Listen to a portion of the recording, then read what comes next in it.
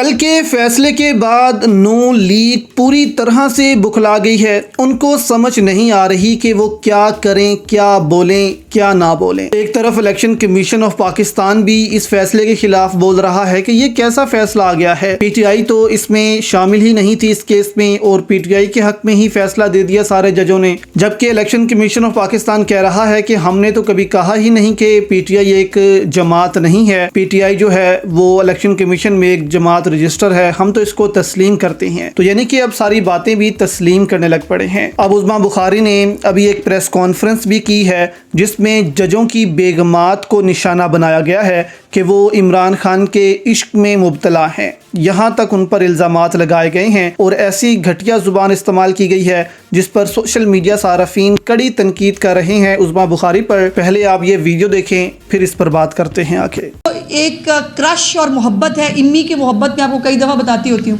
وہ امی کی محبت کل جو ہے وہ ماشاءاللہ وہ ٹوٹ کے برسی، اور وہ ہمیں وہ وقت بھی یاد ہے کہ جب جو ہے فیملیز جو ہے وہ اوپر بیٹھ کر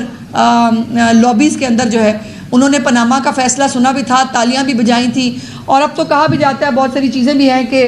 کچھ جلسوں ولسوں کے اندر بھی جو ہے وہ موجود ہوتا تھا۔ تو مجھے تو یقین مانے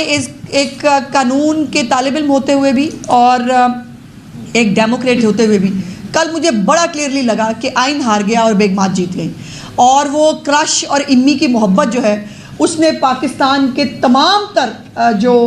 رولز ریگولیشنز ہو سکتے ہیں، جو تقاضے ہیں قانون کے، وہ سب جو ہے ان کو بالا طاق رکھتی ہے۔ اب یہ 8 ججز کا مسئلہ نہیں ہے، باقی 3 جو ججز ہیں جس میں مدو خیل صاحب ہے اور قاضی فائز عیسیٰ صاحب ہے جو سیائی آفریدی ہیں، ان کا بھی سٹانس یہ ہے کہ سیٹیں پاکستان تحریک انصاف کو جانی چاہیے۔ آپ نے بھی پریس کانفرنس کی اور کل بھی پریس کانفرنس کی کہ شاید وہ کرش ہیں، تو کیا یہ قاضی فائز عیسیٰ صاحب کے بھی کرش ہو گئے؟ ایک سوال۔ دوسرا سوال، 13 کے 13 ججز اس بات کے پر متفق ہیں کہ الیکشن کمیشن نے غلط انٹرپریٹیشن کی۔ کیا مسلم لیگ نون الیکشن کمیشن کی کارکردگی کو اپریشیٹ کرتی ہے، یا سپریم کورٹ کے اس مطالبے کی بنیاد پہ آپ بھی ان کے خلاف جائیں گے کہ آپ نے ایک آئینی ادارے کی غلط تشریح کی؟ تو سنا دوستو آپ نے عظمیٰ بخاری کیا کہہ رہی ہیں اور کیسے کیسے الزامات لگا رہی ہیں، جبکہ سپریم کورٹ کے سارے ججز نے تقریباً عمران خان کے حق میں ہی فیصلہ سنایا ہے۔ جنہوں نے ان کے خلاف بھی فیصلہ سنایا ہے انہوں نے انڈائریکٹلی یہی کہا ہے کہ سیٹیں جو ہیں وہ پی ٹی آئی کا ہی حق تھیں، انہی کو ملنی چاہیے، لیکن انہوں نے کچھ کلاٹس میں نیچے فیصلہ یہ دیا کہ یہ الیکشن کمیشن کو بھیج دیا جائے، یعنی کہ تھوڑا فیصلہ جو ہے وہ ٹیکنیکل بنیادوں پر دیا تاکہ اس میں مزید جو ہے